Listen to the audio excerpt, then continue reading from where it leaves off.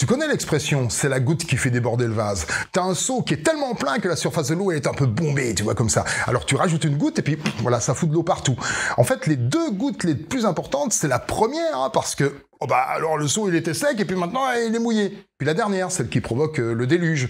Mais quand le seau il est à moitié plein ou à moitié vide, hein, c'est comme tu veux, et que tu rajoutes une goutte, c'est pas grave. Celui qui te dit « Mais non, ne rajoute pas de goutte, sinon après le seau il va être encore plus mouillé ». Passe pour un con. Et celui qui te rappelle que si tout le monde fait comme toi, il y aura bien un jour où le seau il va déborder, ils sont chiants. C'est comme la clope. Les deux plus importantes, c'est la première. Yes, winner, ça y est, je suis dans le monde des adultes. Et c'est en tout cas pas celle-là qui va me tuer. Hein.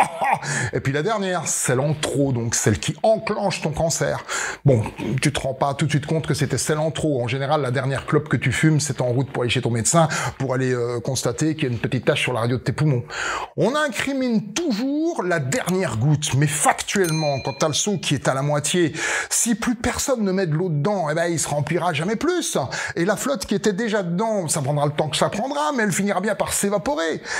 Et c'est comme ça pour tout. Il y a bien un jour un homme préhistorique qui a allumé un premier feu et qui a donc créé la première pollution atmosphérique. Et depuis, on s'est jamais arrêté. On a continué jusqu'au dernier homme qui allumera sans doute le dernier feu parce qu'on aura tellement bousillé la planète qu'on sera tous morts.